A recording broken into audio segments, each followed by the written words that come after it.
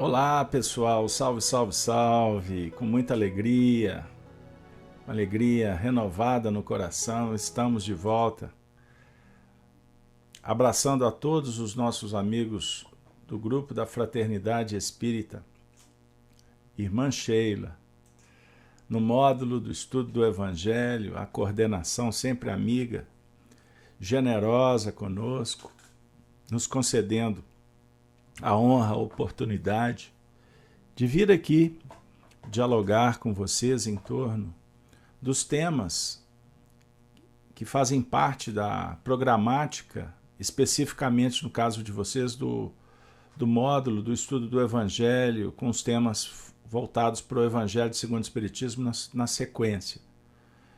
Eu sempre que venho, na verdade a minha memória prodigaliza emoções fortes, pois o Grupo Sheila foi a minha primeira casa espírita nessa encarnação, lá nos idos 1987, já estou ficando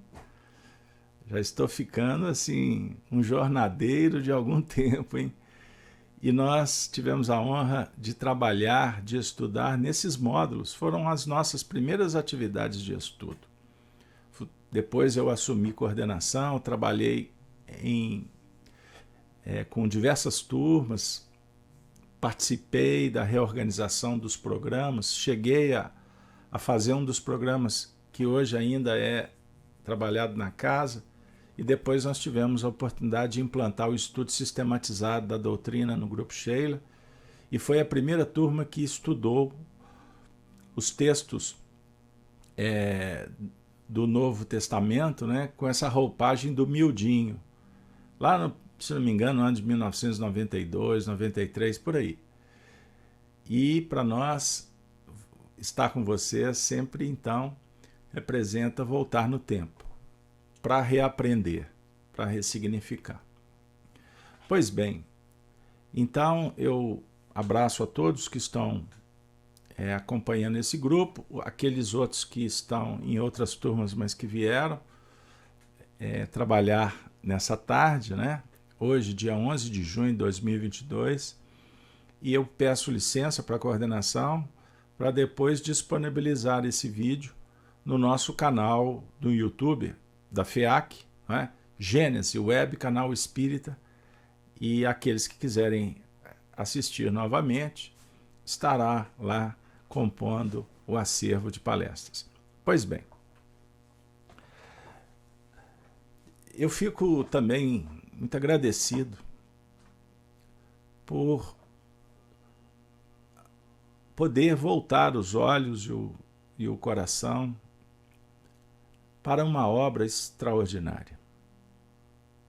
O Evangelho segundo o Espiritismo, publicado em 1864. Lembrando o Livro dos Espíritos, 1857, Sociedade Espírita de Paris, a primeira rede social, Kardec fundou, Revista Espírita. Sociedade Espírita de Paris, 1858. Livro dos Médiuns, 61, e aí vem na sequência o Evangelho segundo o Espiritismo, e naquela época, Kardec já abraça o projeto para escrever O Céu e o Inferno, que é uma obra extraordinária.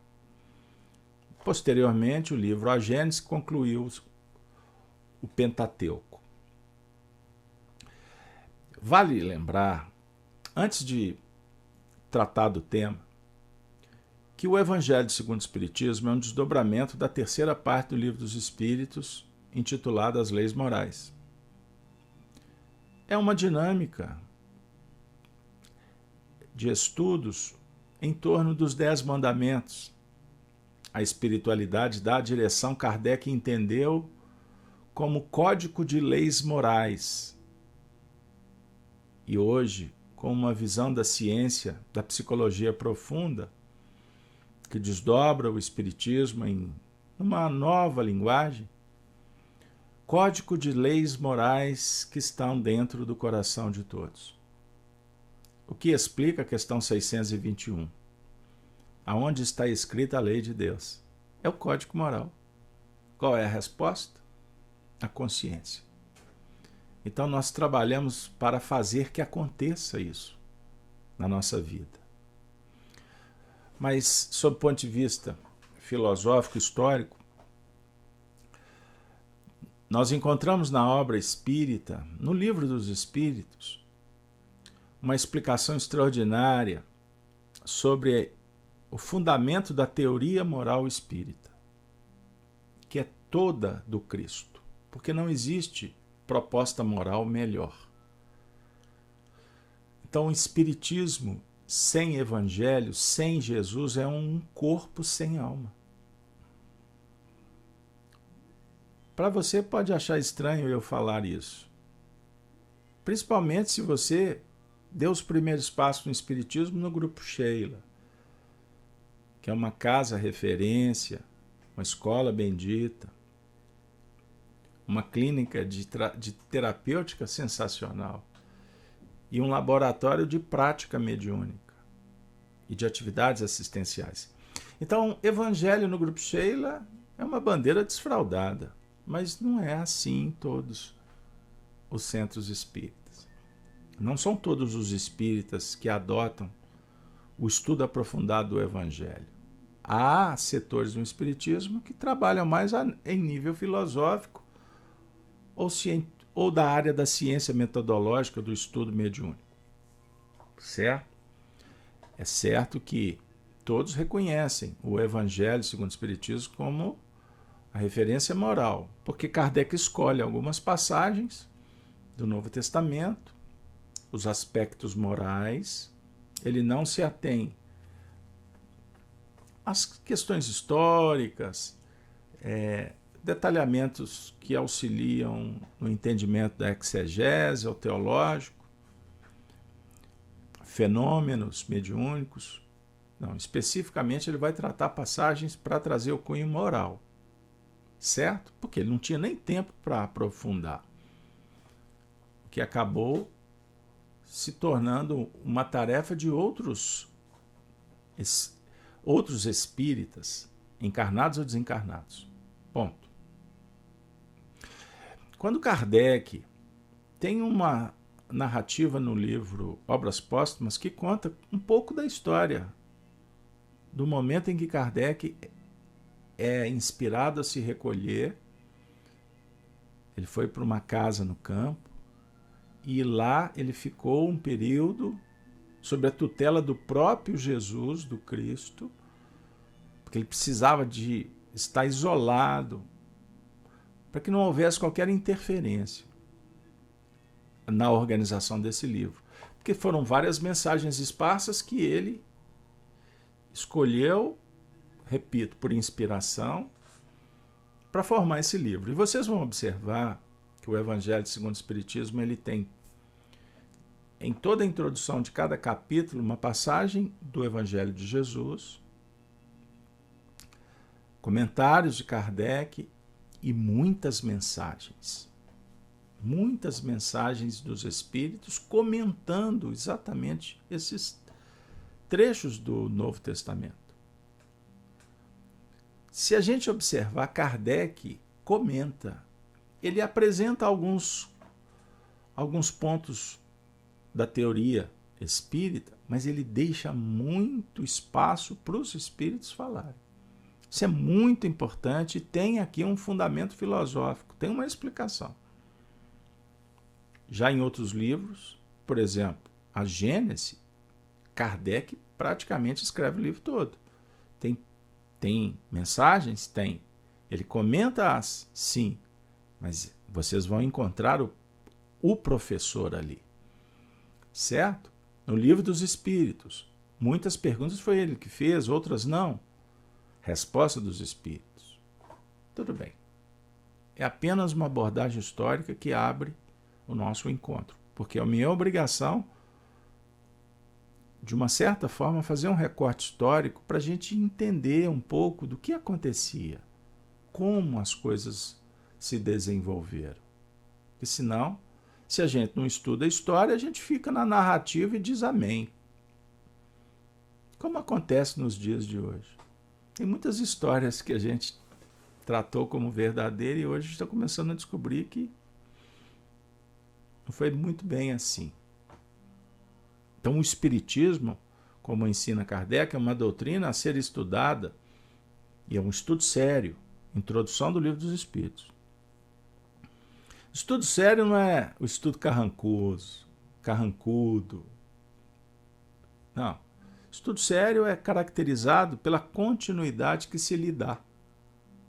Expressão kardeciana. E mais à frente, parece que no item 17, ele fala que não pode ser levado a brincar. Então nós não estamos brincando de espiritismo, nós estamos tratando de uma ciência séria. Mas somos felizes, alegres nos nossos estudos e eles se tornam leves e consoladores. Ponto. Palavra-chave do encontro. Consolador. O Espiritismo,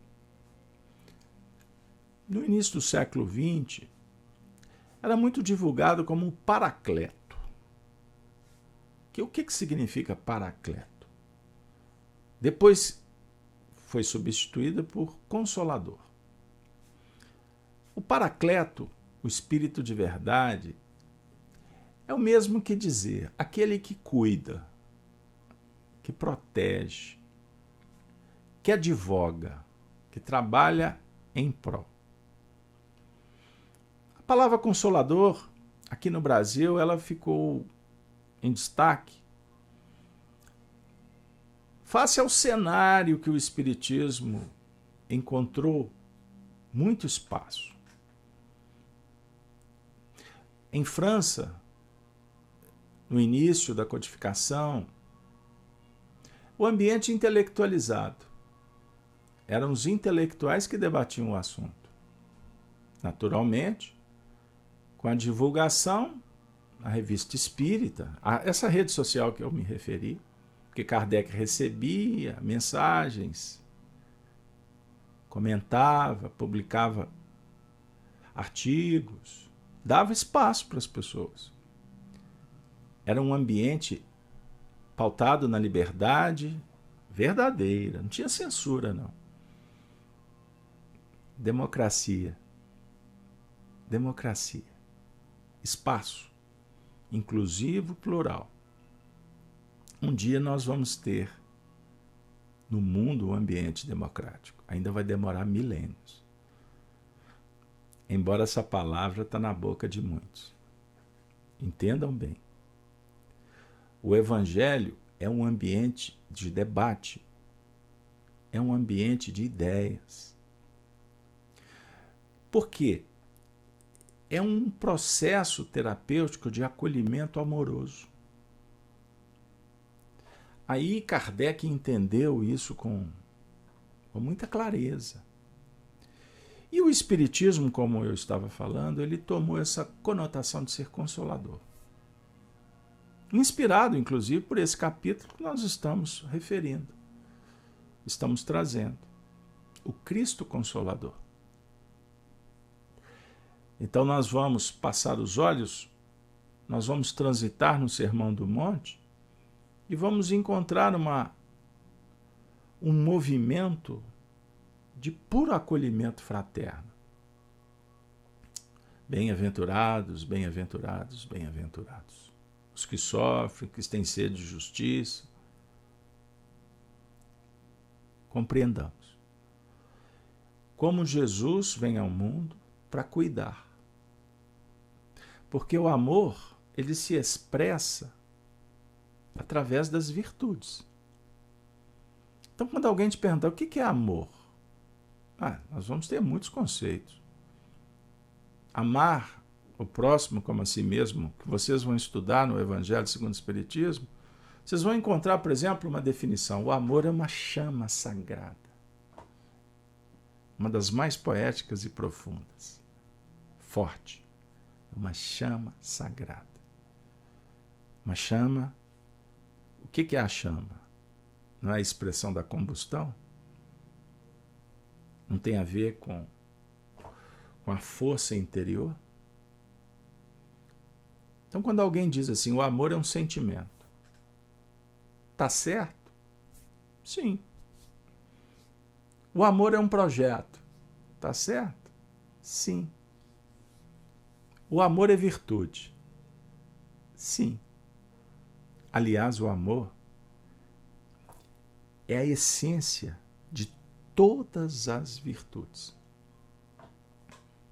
Vocês vão encontrar no capítulo A Fé Transporta Montanhas, os Espíritos falando que a fé, o que é a fé? A fidelidade, né? Do fides, do vínculo, do compromisso, do testemunho. A gente achava que fé era ir lá, participar, seguir pessoas, ritos, adotar. Fé é uma força interior que nos vincula a Deus. É sentimento sagrado. Então, observem. Fé e amor, se nós aprofundarmos, nós estamos falando da mesma virtude, do mesmo sentimento, que se torna faculdade quando operacionalizada. Aí, vamos pensar. As demais virtudes fazem parte. É como se fossem filhas. Caridade, benevolência, indulgência, perdão, paciência, altruísmo, liberdade. Você sabe que liberdade é virtude? É virtude. Você é livre quando você faz virtude. Quando você ama, você se liberta. Óbvio que eu estou falando do amor pleno, não é do amor condicionado. Condicionado a isso ou aquilo. Então, liberdade que os homens ficam discutindo aí fora, enquanto outros lacram, que nós estamos na época agora da lacração, tem isso? Liberdade é íntima. Nada no mundo pode te prender. Nada. O mundo pode impedir. Mas se harmonizado, nada detém o espírito. O exemplo socrático é sensacional. Então, liberdade consola, traz felicidade. E as demais virtudes? Empatia, se colocar no lugar do outro. E aí, a gente tem como modelo e guia Jesus. Por quê? Vamos pensar. Modelo a ser seguido. Quando nós entendermos que Jesus lá fora, Jesus Espírito, indivíduo, o mais evoluído que aqui esteve, por isso ele só veio em uma vez só, encarnado. Porque se ele viesse 2 vezes, quebrava a dinâmica. Sabe por quê? Porque ele representa também uma lei que é virtude universal chamada colaboração. Se ele vier aqui, ele tira a oportunidade. E ele pode também sugerir que o amor constrange. O amor não invade. O amor espera. O amor abençoa. E passa. E volta. O amor diz adeus. O amor abre algemas. Como o amor cuida. É cúmplice? Não. É parceiro. Cúmplice somos das imperfeições. Eu sou cúmplice da vaidade, sou cúmplice da corrupção, eu sou cúmplice do egoísmo, no egoísmo, como queira. Só ajustar a frase de acordo com a sua preferência. Não tem polêmica. Por isso, imperfeição, entenda o que eu estou dizendo. Vamos com calma. A imperfeição ela tem prazo de validade, porque ela vai ser transformada em perfeição. Como que você cuida primeiro acolhendo, com amor, trazendo para si, para junto, para perto, para depois remediar quando doente, ferido, carente. Isso se dá no movimento de troca, carinhosa, romântica, poética, alegre, fraterna. Hein? Já pensou nisso? Então existe todo um procedimento, quando o assunto é amor, virtude, de um casamento. O casamento que Jesus representa o noivo e a humanidade, a mulher, o homem e a mulher. A razão e o sentimento, a ideia que fertiliza, a semente que reproduz. Olha que maravilha. O reino dos céus é comparado a um homem que lança uma semente no campo. Estão lembrados da parábola? Pois é. Ela vai crescer, vai virar uma árvore. Olha que maravilha, vai dar uma copa. Os pássaros virão se aninhar. Essa árvore vai dar fruto. É só alegria. É a árvore da vida. Garante tudo que nós precisamos. Entendam isso. Por isso a gente vai estudando Kardec, vivendo com os espíritos, sob o ponto de vista, estabelecendo sintonia com aqueles que querem realmente nos ajudar. Porque tem muito espírito gaiato por aí que diz que vai ajudar. Até fala em espiritismo. Rede social tem centenas de milhares de seguidores acompanhando. Casca.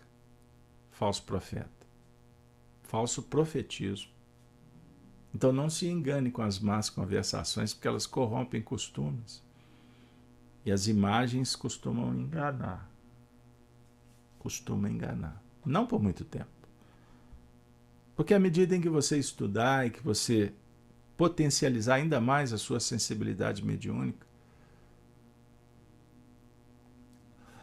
o seu poder de observação, a sua sensibilidade vai se aguçando de tal sorte que naturalmente você começa a perceber as incongruências, as contradições, que a árvore é conhecida pelo fruto. O cenário espírita é um território favorável para debates. Vamos aprender juntos. É o que nós viemos fazer. Agora, se conselho fosse bom, vendia-se. E eu talvez não seja um bom conselheiro, mas eu costumo dar dicas. Frequente um ambiente que você tem espaço para ser acolhido e acolher.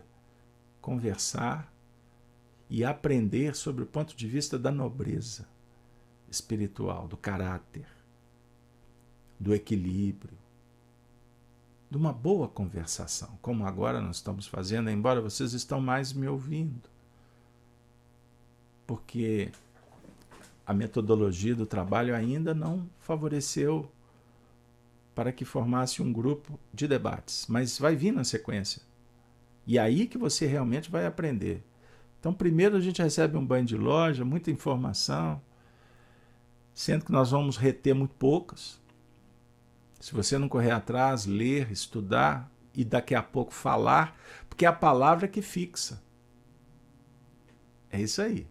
Você tem uma ideia maravilhosa, mas se você não falar dessa ideia, você não vai fixá-la. E o falar é pensamento, atitude, palavra e ação. Aí se instaura reflexo. Então nós estamos aqui sendo envolvidos para entrar em sintonia com o Espiritismo consolador. Nós temos naturalmente preferências, referências, estabelecemos vínculos. Essa semana mesmo eu estive conversando com uma querida amiga do Grupo Sheila, Maria do Amparo. Talvez vocês, alguns, a conhecem. Foi ela quem me acolheu, ela foi minha primeira professora de espiritismo. E a gente dialoga. Eu, como filho, até hoje me sinto extremamente grato por ela ter tido tanta paciência comigo. Passar do tempo, outros foram chegando e a gente foi estabelecendo relações. E aí a gente vai aprendendo um pouquinho com cada um. Cada um destes professores, embora vocês vão ouvir por aí que no Espiritismo não tem professores, tem sim. Tem sim. Por que não? O problema é quando o indivíduo se acha professor. Aí ele se acha tanto que acaba se perdendo. Mas qual que é o problema de você ter alguém e reconhecer nele os seus valores como alguém dedicado para ensinar? Todo professor ensina para si mesmo, é lógico. Todo psicólogo é o que mais precisa de terapia. Todo espírita é o maior necessitado. Mas o centro espírita ele representa uma chegada e saída o tempo todo. Então, todas as vezes que eu venho no Grupo Sheila através de vocês, ou quando chamado para estar naqueles Lobo 52, eu subo aquelas escadas recordando as primeiras vezes que subi aquelas escadas. Aí eu falo assim, meu Deus, graças a Deus eu estou subindo essas escadas de novo, elas me garantem, elas me ajudam a ter claro que eu preciso subir na vida. Já escutaram isso aí? Subir na vida eu achava que era entrar na empresa e virar presidente um dia. Não. É escalonamento moral. Eu quero sempre aprender e melhorar. E poder melhorar, qualificar um pouco da vida de quem está do meu lado. Porque o mundo que vivemos, nesse planeta ainda, passando por duras provas, é um cenário de muitas lutas materialistas. Os homens pensam mais entre berço e túmulo, pouquíssimos estão interessados no que antecedeu o berço. E raros trabalhando para o que virá pós-túmulo.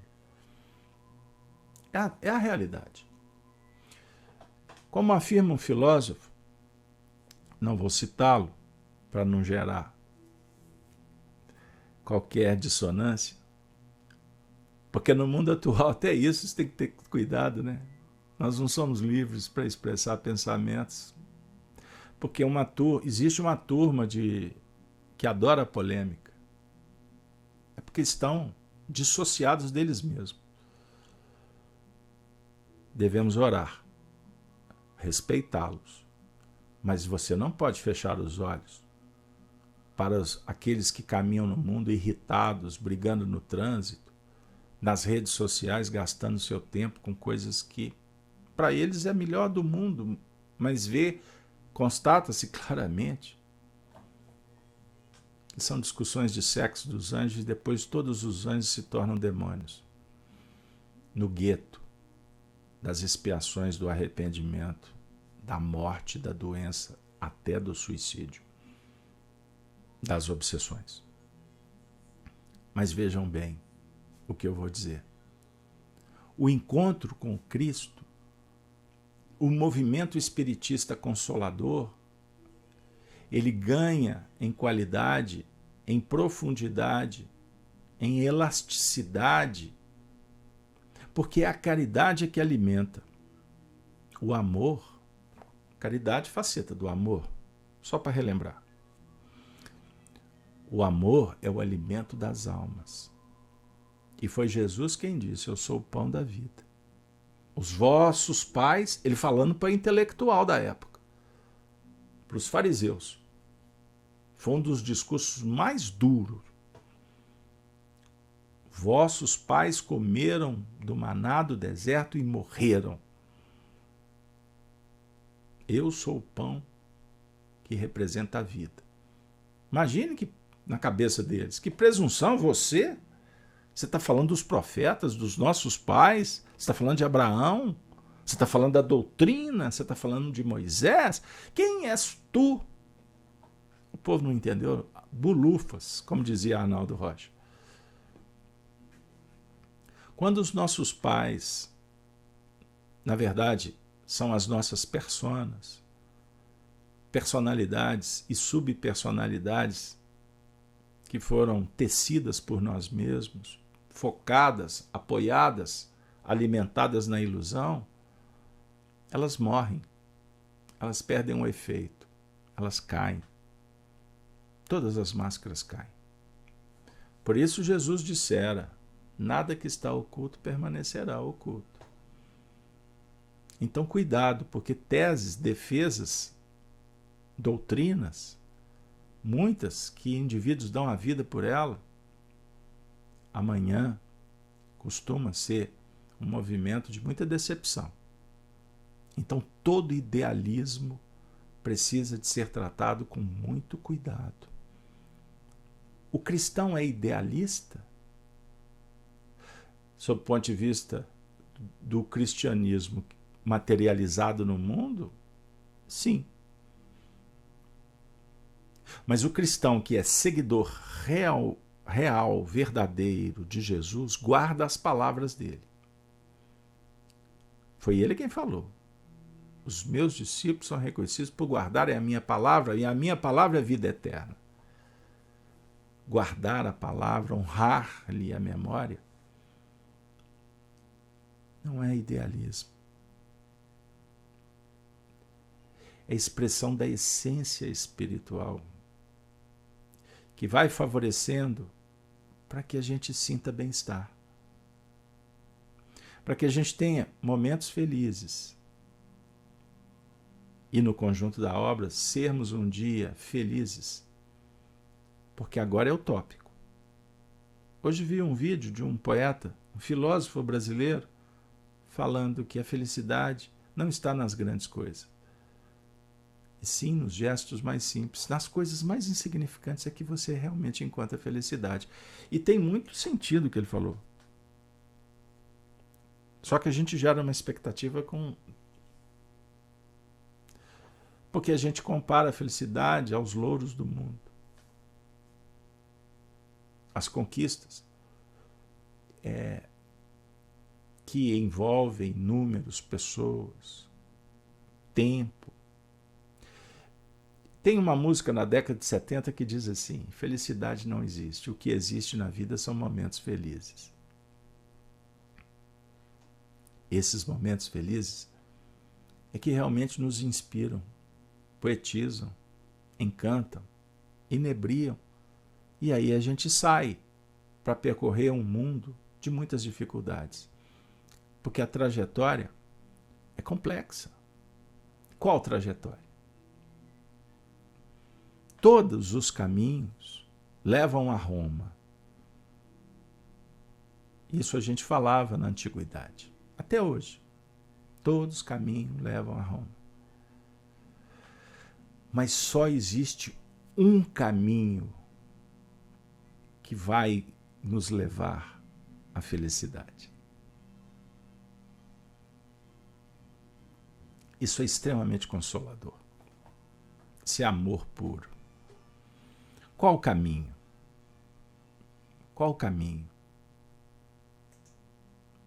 Jesus. Jesus, o guia. Jesus, o modelo.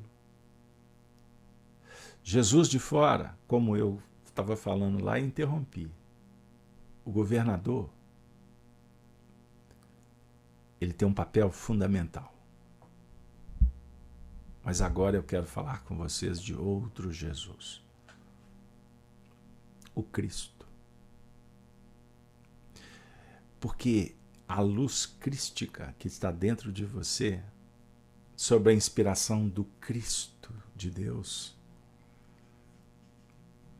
é que vai modelar a sua vida, o seu caráter. Por isso, eu vim aqui para trazer uma abordagem que talvez eu mesmo nunca ouvi. E por isso estou pronunciando para mim mesmo. O Cristo interno, o terapeuta divino que está dentro de você. Então vocês estão começando o módulo de Evangelho, sendo chamados para conhecer Jesus de Nazaré. Não abra mão disso. Porque Ele vai oferecer tudo o que precisamos sob o ponto de vista orientativo. Ele vai te colocar no colo. Ele vai te abraçar. Ele vai dizer para você, vinde a mim. Todos vós que estáis cansados e sobrecarregados, eu vos aliviarei. É uma das passagens mais extraordinárias sob o ponto de vista do consolo. Todos que estáis aflitos, nessa tradução, e sobrecarregados. Mas tem um ponto que muda tudo. Tomai sobre vós o meu jugo e aprendei comigo que sou brando e humilde de coração. Gente, aprendei comigo. Isso é sensacional. É o professor que vem, se disponibiliza e afirma para nós que o aprendizado, quando ele cita brandura e humildade de coração, e achareis repouso para as vossas almas, ele está dizendo que sem operar em todas as multifacetas do amor, tratado aqui como virtude, a gente não vai encontrar o consolo que precisamos. De verdade. Como assim? Quando eu estou aflito, procuro uma mãe. Quando eu estou cansado, ponho o colo na cabeça no colo da esposa, do maridão. Abraço meu amigo, companheiro de jornada. Ah, como me sinto confortado, escutando uma mensagem espiritual, recebendo um passe magnético, participando de um evangelho no lar, como me sinto consolado. É verdade. É verdade, sabe por quê? Está aqui a explicação. Kardec, o item 2 desse capítulo. Eu vou ler só esse trecho, pode? Não quero cansá-los. Todos os sofrimentos, não são alguns, todos. Misérias, decepções, dores físicas, perdas de seres amados, encontram consolação em a fé no futuro. Em a confiança na justiça de Deus, que o Cristo veio ensinar aos homens. Entendam bem, estudar as leis divinas, para desenvolver confiança, ou confiança é uma virtude que você escutou que é bom, e aí você vai confiar e ponto final. Não, você tem que estudar esse assunto. Estudar o que significa confiança. Para você não abraçar uma crença que depois se torna uma crença limite. Existem crenças que são limitadoras. E a gente adota como virtudes, como possibilidades, enganosamente. Quer um exemplo? Sou espírita. Tudo vai resolver. Aí eu sento na cadeira e fico esperando que a mágica aconteça. Esse assunto requer um estudo aprofundado. Mas eu estou relativizando, simplificando, só para passar ideia para vocês. Quer uma outra crença limitante? Sou marido de fulano. sou esposa de Beltrano. Sou casada, sou casado. Pode ser um sendal maravilhoso, como pode ser uma crença limitante. E amanhã você se decepciona se você não fizer por onde acontecer um bom casamento. É um exercício de virtudes.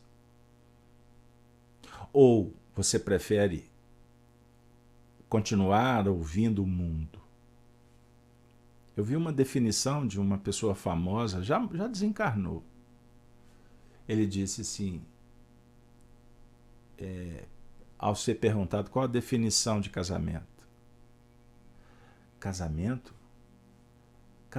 é troca de odores à noite e de humores de dia. Odores e humores. Vai ter que casar muitas vezes para entender que não é isso. Por mais que faça parte do menu. Que tem a ver com os desafios. Mas duas almas que abraçam o casamento, na verdade, é a união dos corpos. No mundo materialista basta dar um rolê, uma pegada, não é assim que dizem por aí? Na minha época era ficar. Relacionamento é sexista, é sensualista. O objetivo é o prazer apenas. Vale enquanto pesa, enquanto está em pé, enquanto está bonito, enquanto... É isso? Não. Eu gosto muito de um conceito platônico sobre almas gêmeas. O que alma gêmea para Platão? Duas almas que abraçam uma causa e dão a vida por ela e caminham juntas, crescem juntas. Todo relacionamento sério, honesto, transparente, moral, digno, ético. Dois seres se unem para superar limites, conquistarem valores eternos. Entendam bem. Isso não é amor? Isso não consola? Isso nos ajuda a superar os sofrimentos? Isso não é um consolo? Não é uma ideia que possivelmente eu não tinha aprofundado? Eu escutava, até disse amém um dia. A morte, a doença, saúde, doença, alegria, estaremos sempre juntos. Mas foi de boca para fora? Foi social? Ou foi religioso para o padre? Então o Espiritismo, que traz Jesus de volta, ele vai dialogar conosco em todos os setores da sociedade, mostrando que misérias, decepções, dores físicas, perdas de seres amados encontram consolação em a fé no futuro e na confiança de Deus que o Cristo vem ensinar aos homens. Esse é o Cristo Consolador do dia a dia, do centro espírita, da reunião mediúnica, do encontro, de um módulo de estudo de evangelho. Quando o contrário, Kardec afirma, quando esperamos resultados nesta vida, o que vai acontecer conosco? Não teremos soluções para muitos dos nossos dramas. Foi isso que levou Jesus a dizer: vinde a mim, todos vós que estáis fatigados, que eu vos aliviarei. Entretanto, faz depender de uma condição a sua assistência e a felicidade que promete aos aflitos. Essa condição está na lei por ele ensinada. Seu jugo é a observância dessa lei. Mas esse jugo é leve e a lei é suave, pois que apenas impõe como dever o amor e a caridade. Vejam que maravilha, pessoal. O que é o jugo? O jugo é a orientação.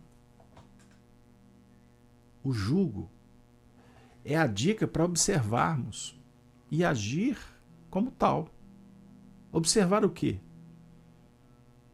Aquilo que te fez bem. Porque se não houver um intercâmbio com os sentimentos, não tem para quê. Por que eu vou dar ouvido a um espírito que me disse isso ou aquilo?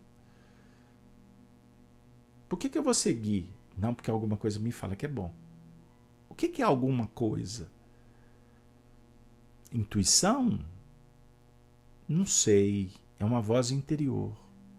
Então vamos estudar essa voz. Você só vai ficar acompanhando as frequências, as vibrações. Você é inteligente. Seguir, acompanhar, viver com Jesus é estudar a vida. Então recordemos, reencarnamos para trabalhar com as leis divinas. Assim evoluímos. As leis divinas se manifestam sob o ponto de vista das leis da natureza. Tudo concorre para o progresso. Gravitação, magnetismo, eletricidade, não são leis da natureza? As estações, o clima. Nós estudamos todos esses temas porque precisamos de superar o mal e termos condições de viver bem. Mas você também lida com outra lei, a lei divina que está no seu corpo. Você precisa de lidar com a lei fisiológica, que é a lei divina. Não é assim? Ou não? Ou a biologia, a química não são expressões da natureza, portanto, de vontade de Deus. Agora existe lei que precisamos agora estudar com afinco as leis morais. Leis morais que estão dentro de você. Nada no mundo consola mais, te oferece mais possibilidades, portanto, esperança, que é virtude que precisamos de desenvolver, do que a notícia que você é imortal. Nada no mundo é mais importante do que sermos informados, não, que nos sentirmos filhos de Deus. Porque o Filho de Deus tem tudo. O filho do Pai, o Pai biológico, tem algumas coisas. O Filho de Deus tem tudo. Herdamos muito dos nossos pais. Bens, herdamos convivência, muitas coisas que os nossos pais nos deram. Mas eles não deram tudo. Porque eles não são onipotentes. O conhecimento terreno não te dá tudo. Muitos brigam, defendem teses na arrogância da virtude do conhecimento. Reles mortais. O conhecimento de hoje pode ser a base ou não para o conhecimento do amanhã. Então ele não é tudo. A ciência nasceu o homem querendo explicações, como afirma o Marcelo Gleisi, o filósofo, físico, essa grande mente, esse grande coração brasileiro. O homem sempre procura a teoria do todo, de tudo. Princípio e fim. Só que nós temos desenvolvido teorias que nos falam do meio e muito distante nos encontramos de encontrar a solução final. Porque somos perfectíveis. Somos espíritos na condição de aprendizes com muitas possibilidades, que se renovam dia a dia. Mas a nossa mente ainda é muito acanhada para abraçar o todo. O que Jesus quer nos dizer com isso? Quando, por exemplo, afirma no capítulo 10 de João, vós sois deuses. O que ele quer dizer com isso? Que nós somos espíritos. E temos muitos deuses que nos auxiliam e nos intercambiaremos e nos tornaremos deuses. Mas os deuses do Olimpo dialogam conosco, falando que eles também são imperfeitos. Eles estão também na luta. Deus é pleno. É a justiça soberana. Então é impossível querer abarcar o todo. Porque nós descolamos de nós mesmos. O grande lance é perceber que para sermos felizes, realizados como espíritos, a gente não precisa de tudo. Nós precisamos de valorizar o pouco e trabalhar bem com ele. Cada momento da sua vida pode ser a base para grandes transformações. Quer um exemplo? Um instante é suficiente para desencarnar um indivíduo. Não é? Um instante pequenininho para que haja reencarnação. Pois quando o vínculo do espermatozoide com o óvulo começa a vida. Ali começa um ser, um processo extraordinário de evolução. Entendam. Por exemplo, no ambiente materialista, quando querem destruir o princípio mais belo que existe, defendendo teses como o aborto, o que significa isso? Loucura, dissociação total. O amor é capaz de superar e transformar e dar vida até os acontecimentos sombrios. Muitas vidas foram salvas porque alguém deixou de fazer um aborto. Depoimentos inúmeros.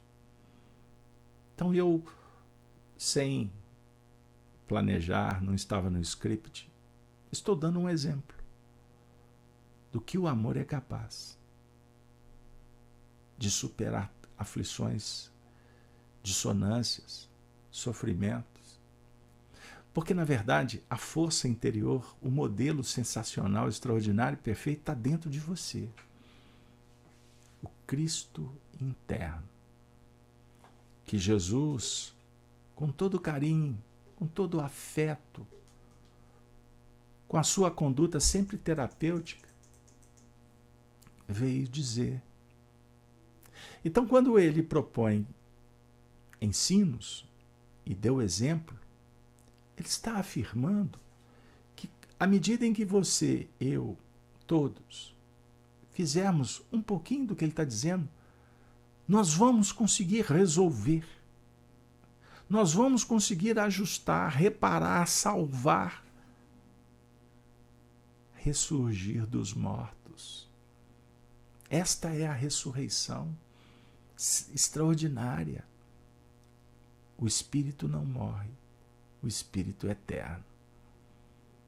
E não foi à toa, amigo, amiga, que Allan Kardec, nesse mesmo capítulo, faz referência a outra fala de Jesus em João, conforme a citação em tela. Se me amais, guardai os meus mandamentos. E eu rogarei ao Pai, e ele vos enviará outro Consolador, a fim de que fique eternamente convosco. O amor é eterno. O amor dissipa distâncias, porque quem ama jamais estará separado. Não haverá vazio existencial. acolheremos a nós mesmos, acolheremos o próximo, independente do que ele faz. Porque o amor com Jesus não é condicionado. A sociedade materialista, grande parte destes membros dos clãs, das classes, porque agora a turma está sendo treinada a dizer nós.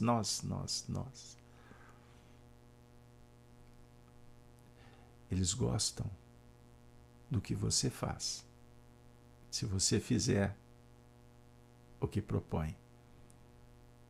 Vivemos um tempo que o amor se esfriou. Está no capítulo 24 de Mateus essa narrativa no sermão profético. Com o amor verdadeiro, o Espírito de verdade estará sempre com você. O Cristo a te inspirar, Jesus a te apoiar e você a realizar. O mundo não pode receber, porque não compreende, não vê, não conhece. Mas quanto a vós, você que ouve, você que está aqui, conhecê-lo-eis, porque ficará convosco e estará com vós nos momentos mais aflitivos, decisivos, quando estiverdes aturdido, o Consolador vai estar com você. Por isso é que Jesus diz que os doutos, os grandes, não conseguem, porque eles estão desfocados, pensando nas posses efêmeras, no privilégio, na corrupção, distanciados da verdade. Eles não conseguem ver. Os sofredores, quando sofremos os infortúnios ocultos, apelamos para o médico, para o remédio, para a mandinga, fazemos de tudo, porque queremos solução. E quantas vezes pedimos, Deus meu,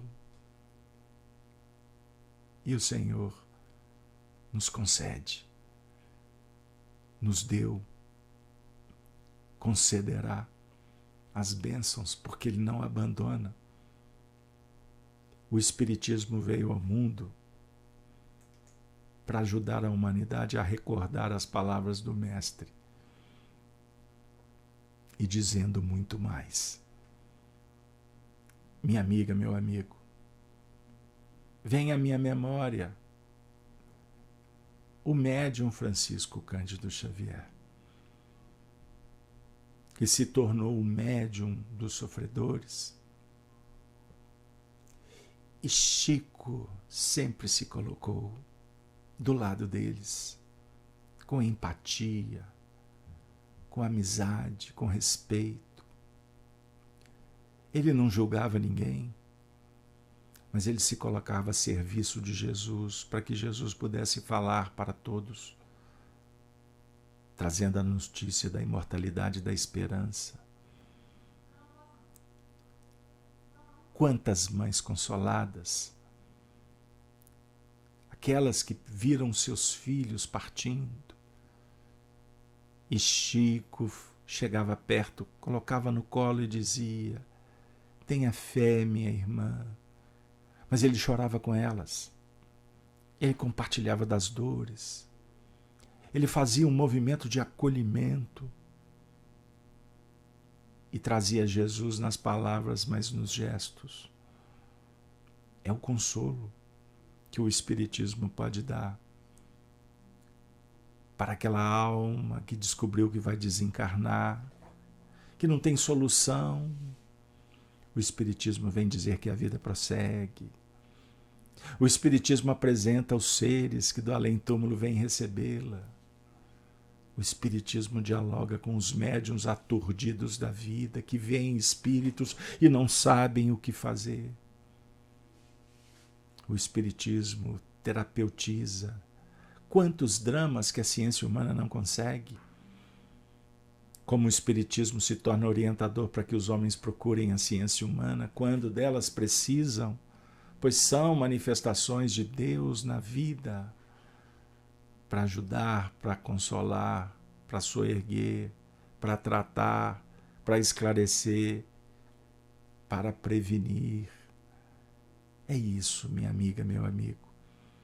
O Cristo Consolador para nós, que nesse momento nos encontramos reunidos, favorecidos pela oração, pela boa vontade, pelo desejo sincero de melhorar a vida.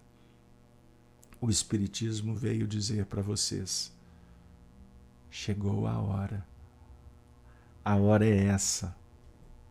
Que os bons espíritos nos auxiliem.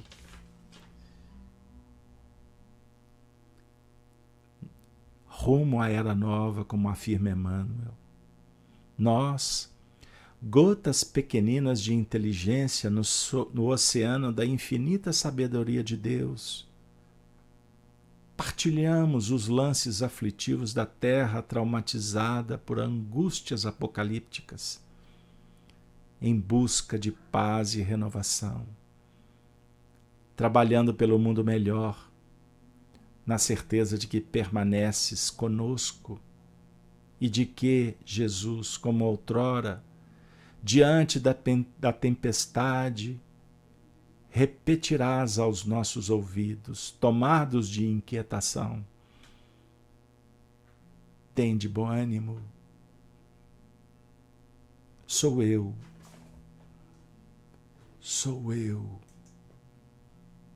não temais, estarei convosco até o fim. Amiga, amigo, irmãos espiritistas, espiritualistas,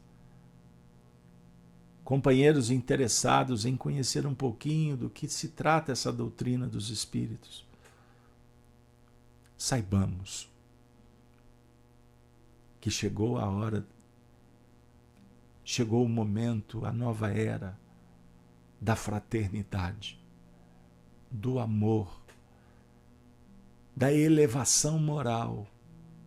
Sem estes recursos, continuaremos perdidos nos cipoais da ilusão e da desilusão.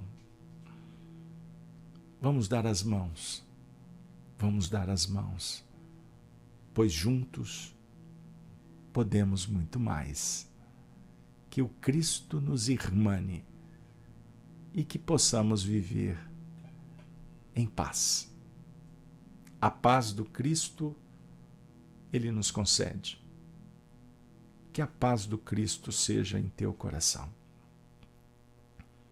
E que a vida eterna garanta que estejamos juntos em outros caminhos, com outros corações, recordando que seremos um dia um só rebanho, pois um só é o pastor, a saber, Jesus. Me despeço com a saudação dos cristãos dos primeiros tempos. Ave Cristo. Ave Cristo. Ave Cristo. Muito obrigado de coração.